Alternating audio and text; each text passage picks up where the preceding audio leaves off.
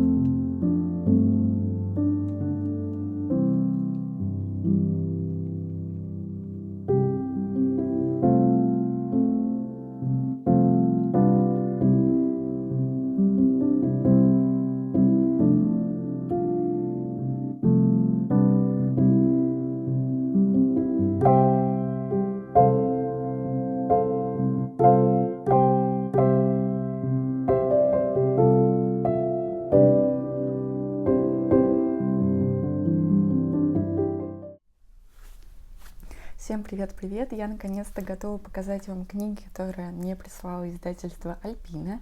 И я показываю их до того, как вообще прочитала, потому что все издания я выбирала сама. И эти книги представляют для меня огромный интерес. Вы сейчас поймете почему. Показываю их в том порядке, в котором они были положены в посылочке. Первая книга — это «Светлые века», работа Себа Фалька, профессора Кембриджского университета. Здесь он рассказывает о развитии естественной науки, что мы понимаем по астролябии на обложке, в средние века, которые принято считать до сих пор темными веками. Конечно, это было не так, по крайней мере, начиная с X века. И да, вот такая книга. Я не думаю, что это было где-то самое легкое чтение. Здесь есть схемы, много всяких разных иллюстраций. Надеюсь, что это будет интересно. Кстати, по прошлому ролику мы с вами помним, что эта книга подписана 23-м годом издания. И да, в декабре такие чудеса, по всей видимости, случаются. Следующая книга — это «Мифозои», книга Олега Ивика. За этим псевдонимом стоит два человека, написавших эту работу. И, собственно, как и предыдущая книга, они мне интересны тем, что буквально летом, в июле, я защитила диплом как раз-таки по мировоззрению эпохи Средневековья и по бестиариям. И в бестиариях, помимо вот в этом жанре литературы, помимо животных существующих, на самом деле есть и вымышленные, которыми являются мифозои. И здесь писатели нам расскажут о таких вот вымышленных существах, о том, в каких культурах они появлялись, как эти образы развивались, зачем они были нужны, что они делали. Наверное, что-то такое будет. Здесь есть существенный минус, а именно отсутствие иллюстраций. И если вы думали о покупке этой книги, вам нужно это учитывать, что нужно будет гуглить.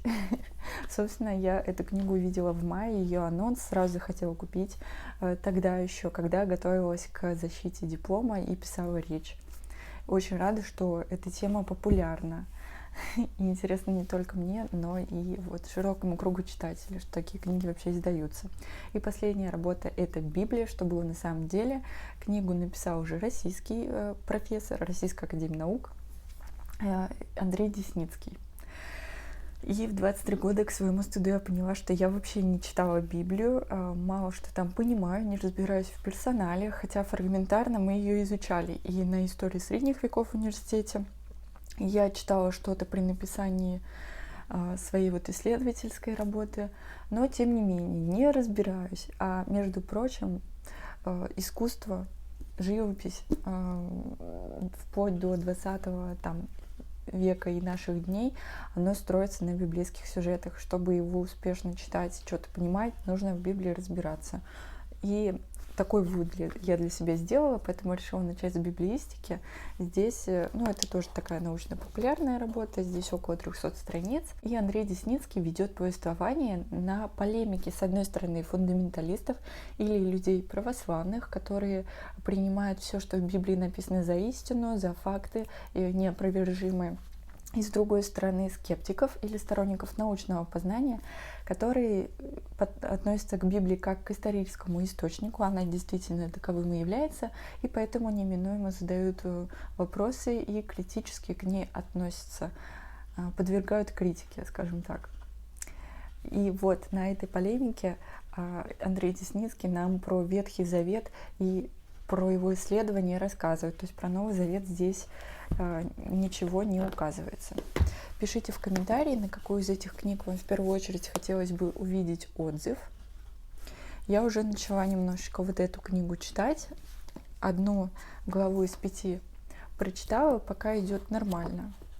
Несложно так, как мне показалось. Конечно, здесь все эти издания, они качественно исполнены, несмотря на отсутствие иллюстраций в некоторых книгах.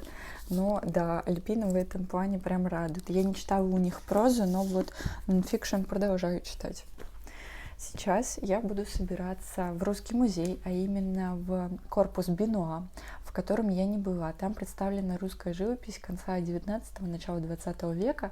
В том числе мне очень хочется посмотреть на Казимира Малевича, а его искусство, его программу, в том числе «Черный квадрат», они очень сильно связаны с религией.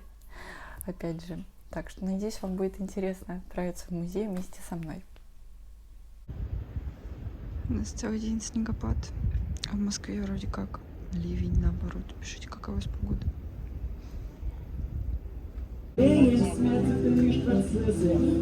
Жук, победивший тапочек, раз нигде нет тепла, чем в коконе холоднее, тем прекраснее дети бабочек. Так что дыши огонь, нету нигде тепла, ты нет такого, но мне уже светит тапочек. Но мы вечно пускай, грязь от этих лампочек, нету колет, шаг рождается дети бабочек.